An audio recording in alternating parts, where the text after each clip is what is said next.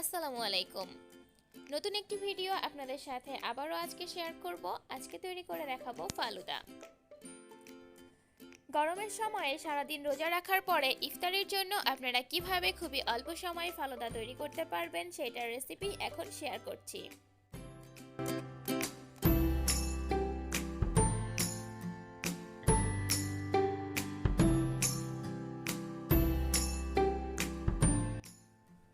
আজকে আমি খুবই অল্প সময়ে ঝটপট ফালুদা তৈরি করব।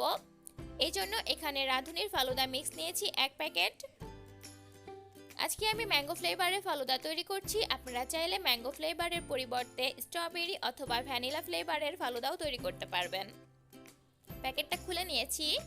এখানে প্যাকেটের মধ্যে আলাদা আলাদা 3টা প্যাকেট আছে। এই প্যাকেটের মধ্যে আছে সাবুদানা এবং নুডলস সহ আরও অন্যান্য উপকরণ। সাথে জেলো প্যাকেট আছে 2টি।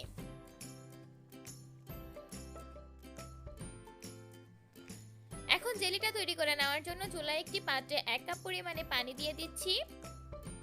পানিগুলো সামান্য একটু গরম হয়ে যাওয়ার পরে প্রথমে গ্রিন কালারের জেলোগুলো দিয়ে দিচ্ছি পানির মধ্যে।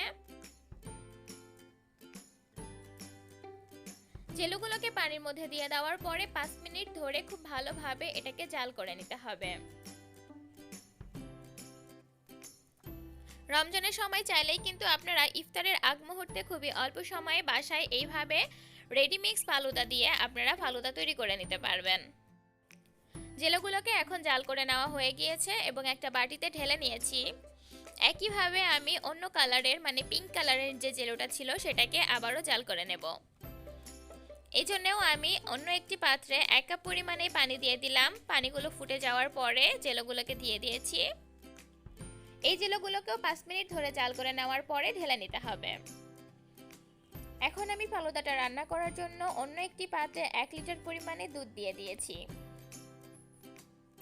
এখন সাবুদানা এবং নুডলসের যে মিশ্রণটা ছিল সেটা দিয়ে দিচ্ছি দুধের মধ্যে। এখানে কিন্তু এই মিশ্রণের মধ্যে অলরেডি চিনি দেওয়া আছে, তাই এক্সট্রা কোনো চিনি দেওয়ার প্রয়োজন হবে না। তবে আপনারা মিষ্টিটা একটু চেক করে নেবেন। যদি চিনি দেওয়ার প্রয়োজন মনে হয় কারোর কাছে তাহলে সেক্ষেত্রে চিনি ব্যবহার করা যাবে। চুলাটাকে মিডিয়াম লোতে রেখে এখন আমি এই সবগুলো উপকরণ খুব ভালোভাবে দুধের সাথে সিদ্ধ করে নিচ্ছি।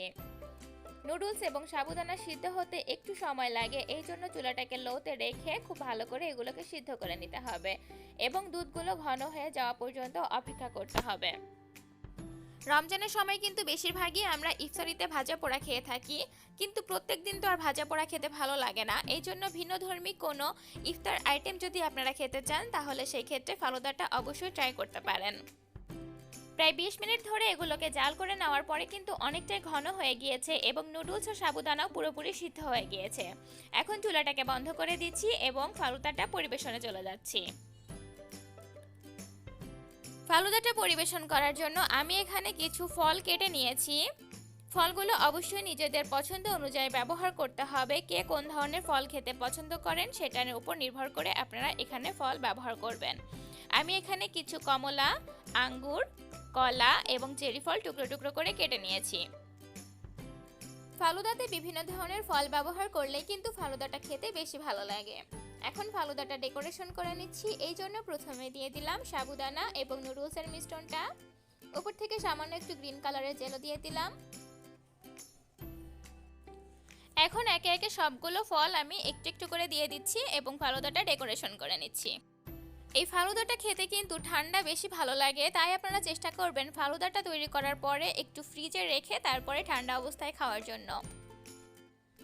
আর ইফতারিতে যদি এরকম ঠান্ডা ঠান্ডা ফালুদা খাওয়া যায় ভাজা পোড়া বাদ দিয়ে, তাহলে যেন প্রাণটা একেবারে জুড়িয়ে যায়।